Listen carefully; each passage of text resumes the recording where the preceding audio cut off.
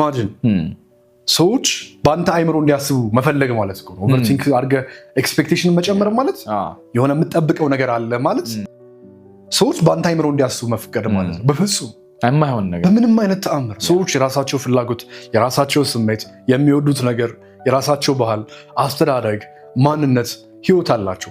የሚሆኑት እነሱ ሆነው ያደጉትን እነሱ መሆን የሚፈልጉትን ነው እንጂ አንተ እንዲሆኑልህ የተመኝ ይሆናል አይደለም። ኦቨርቲንክ የማድረግ ትልቁ ችግር ምንድነው? አንተ በምኞት ውስጥ እንደዚህ ስትሆንልኝ ብለህ የምታስቀምጠው የምስለው ጣዖት አለ። ባይዘው ጣዖት ነው የምትስለው፣ ወይንም ደግሞ ሌላ ኢነርጂ ነው ክሬት የምታደርገው በምናብህ። የስ ከዛ ጉዳይ በፍቅር ትወድቃለህ። እሱን በመጠበቅ እሱን በመናፈቅ ውስጥ እሱን እንዳሳካ ይሰማል። ከዛ እውነተኛው ዓለም ላይ ስትመጣ ያ ነገር አይኖርም። ኦቨርቲንክ አድርገህ ቤትን ሰርተህ ጨርሰሃል፣ ፍቅረኛን አስደስታል፣ ሚስት ጋር ያሳለፍከው ጊዜ አለ፣ ልጆችን ወልደሃል። ከዛ እውነተኛው ዓለም ላይ ስትመጣ ሴቷ አንተ እንደምትፈልጋት እንዳሰብከው አፈስልህ። አባትህም እንደዛ ይሆናል። ህይወት ራሷ እንደፈለግክ አትመጣልህ። የራሷ ሂደት አላት። ገባ? ወንዙ የራሷ አፈሳሰስ አካሄዳል። አንተ አቅጣጫውን ብታስቀይሰው ወደ ነበረበት ይመለሳል። ገባ አይደለ? ኦቨርቲንክ ስታደርግ ምንድነው የራስን ሞልድ ትገነባለህ። የራስን ጣዖት፣ የራስን አምልኮ፣ የራስን ኢነርጂ ክሬት ታደርጋለህ። ከዛ እውነተኛው ዓለም ላይ ስትመጣ ቅድም እንደነገርኩህ ነው። ሴቷ እንደዛ አትሆንልህም። ዓለም እንደዛ አይደለችም። የስራ ሁኔታ ይበላሻል። ከዛስ ትደነግጥና ወዲያው ትሸማቀቃለህ። ከዛስ ወደ ህልሙ ዓለም ትመለሳለህ፣ ወደ ደሴትህ፣ ወደ መደበቂያ፣ የውሸት እርካታ ወደሚሰጥህ። ከዛ ሁሌ አሳቢ ብቻ ሆነህ ትቀራለህ ማለት ነው። ቤቱንም አትሰራውም፣ ልጅቷንም አታገኛትም። ልጅቷን እያሰብክ ግን ምናልባት ብቻህን ልትጃጃል ትችላለህ። ልጅቷ ጋር እንደዚህ ሳደርግ እያልክ የተመሰክም ልትደሰት ትችላለህ።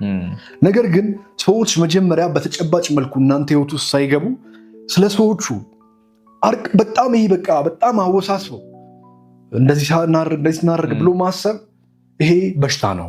ምክንያቱም ሰዎች ራሳቸው ሊያደርጉት የሚፈልጉትና የማይፈልጉት ነገር አላቸው። ቀፎ አይደሉም እኮ እንዴ! እረኛ ነህ እንዴ አንተ? እነሱ በግ ናቸው እንዴ? በቃ ናቲ ጋር ዛሬ እንደዚህ ሄዳለሁ፣ እዚህ እንሄዳለን፣ ናቲ ጋር እዚህ ወስደዋለሁ እንዴ! በጣም ነውር እኮ ነው። ምናልባት የባሪያ መንፈስ ያለው ሰው ከሆነ እውነት ነው እንደ ሀሳባችሁ ይፈሳል። ነገር ግን የኔ ቻናል ተከታዮች የባሪያ መንፈስ አላችሁ ብዬ አላስብም። ማንም ሊረግጣችሁም አይገባም። ሰው የራሱ አቋም አለው፣ የራሱ ስሜት አለው፣ የራሱ ምልክት አለው፣ የራሱ ማንነት አለው አይደለ? ስለዚህ በቃ ዛሬ ናትናኤል ጋር እንደዚህ አደርጋለሁ፣ በዚህ እወጣለሁ፣ በዚህ እገባለሁ ብዬ ስመጣ እሺ ልትለኝ አትችልም።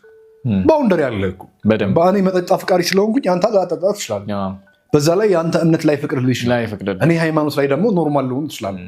እንግባ ብዬ ላስገድድ ነው ማለት ነው። ከዛ ኮንፍሊክት ይመጣል፣ ግጭት ይመጣል።